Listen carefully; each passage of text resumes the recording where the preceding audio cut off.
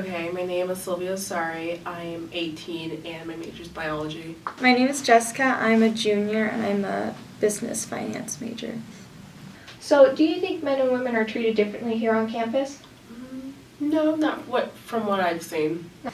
I definitely think that there are some differences that still exist in the treatment for men and women. Do you think they're treated differently in regards to majors, like within majors?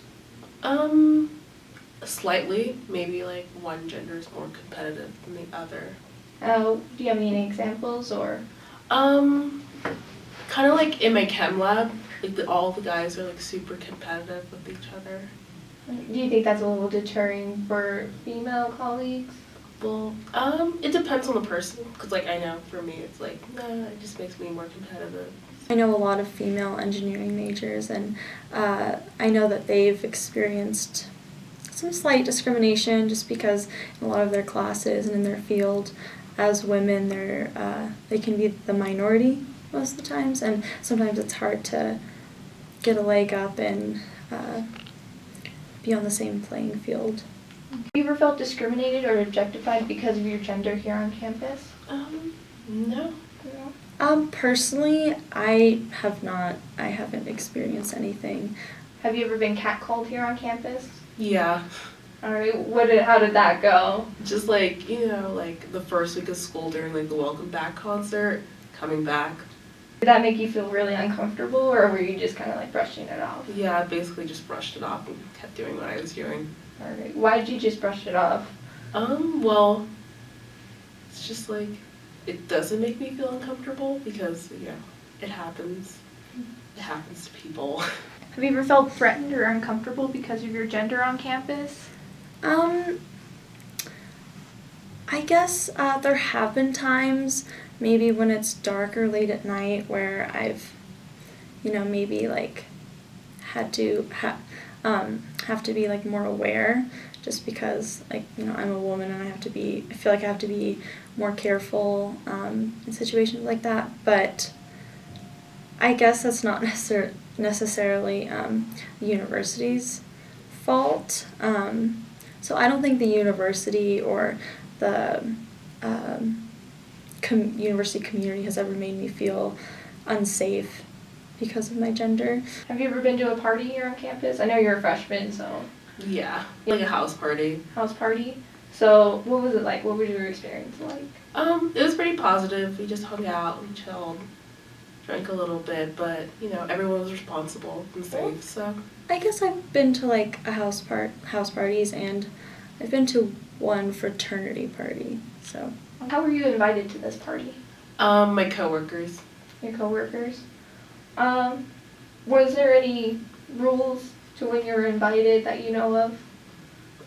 Like no. Bring food, bring alcohol, bring friends?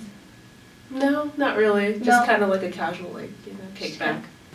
That one fraternity party my freshman year, if this is what you're talking about, we were like encouraged to bring like our girlfriends, like pretty much like only like you were only allowed to bring girls. How do you think they try to get people to bring more girls? What do you think their intentions are? Frankly, like more opportunities for like sexual encounters. Okay. Do you think that's an okay rule, or? It's inappropriate, not okay, but it does happen. Well, I guess the intent is obviously to get some girls. Do you feel like you have a safe place to go to voice your concerns or to talk to somebody regarding any acts of violence, any concerns about how people are being treated here on campus? Yeah, I feel like there are safe places to go on campus. Like, for one, like, if you go talk to, like, RA or your GRD. So. Do you know of any services here offered here on campus to keep students safe? Yeah, they have the Title IX office in, I think it's, like, Jones Hall. You mentioned some campaigns. What are some examples, or do you know the names of them at all? I'm not 100% sure if this is the correct name, but I think ASUN is doing a Say Yes campaign. yeah, there's this whole campaign advocating for like consent. And although that's slightly different than the issue I just talked about, I think that definitely goes to show that the university like really cares about everyone's treatment.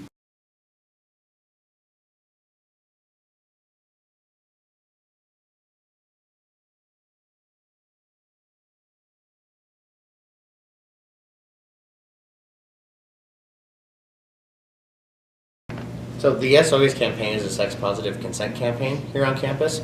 So when we started doing our research, we found out that a large majority of people who perpetrate sexual assault don't know what they did was wrong. And a lot of sexual assault victims don't feel confident enough in their bodies to possibly say no or report it if it were to happen. And so we figured consent and sex positivity would be two awesome things that we could bring together. Okay. All the negative campaigns like don't sexual assault, don't rape, I will promise not to, weren't working as well as we would want them to. That's where I went positive, as in do ask for consent, do feel like you can say no, do feel like you can say yes. Just taking a different angle on it. We wanted to do something that people get excited about. You don't get excited about don't rape campaigns, but you get excited about something that's sex positive and exciting and fun, which is what this one And is. bright and colorful. Yeah. What motivates you to continue with this campaign? What motivated you to start it? Do you want to start, or do you need a minute to think? So I personally haven't had any sexual assault experiences personally, but I have had a lot of friends who have, and as a woman on campus, you always have that in the back of your mind that something could happen to you, or you're at a party and you have to worry about your drink, that something could possibly happen. And it was really cool being part of a team that made that a noticeable thing on campus, when it's really uncomfortable to talk about rape and no one wants to talk about sexual assault because it's kind of taboo and it's uncomfortable. But it was really cool being part of a team that was willing to put ourselves out there, to talk about it, to make people feel uncomfortable if that's what happened, and to just send out a really positive message. And if it changes people's lives, then that's what I was really proud of. For me, my favorite part of the campaign is that it's sex positive, because it's really infuriating as a woman to know that the idea of me having sex and enjoying sex and wanting sex is abhorrent and I know exactly, it's something that I need to hide, and so that's what I really like about our campaign, is it's not only trying to turn the tide around sexual assault, but also saying it's okay that you're having sex, it's okay that it's happening, just be safe about it and make sure it's what you want to do.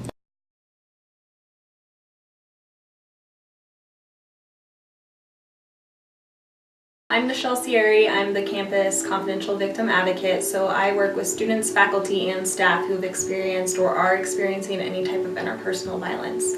So that could be sexual assaults, dating violence, domestic violence, stalking, hazing, bullying, anything IPV, I'll handle. So what my position is it's completely confidential, so if a student is experiencing this or knows someone's experiencing this, they can basically come to my office and we'll talk one-on-one. Anything that I say in this office does not leave this office unless they want it to, and I'll kind of lay out what their options are. So if they want to report, okay, I'll help them make a report. If they're not ready to report but maybe want to talk about counseling, then we'll help them find counseling services on campus. Basically what I do is listen and help that person make the best decision for them. What kind of counseling does our university provide? So there's 3 different services that are on campus that are completely free to students. There's the Thompson Counseling Center, which is about to be moved to Pennington, and they're free. There's Downing Counseling Clinic, which is in the Raggio building on the 3rd floor. And then there's Victims of Crime Treatment Center,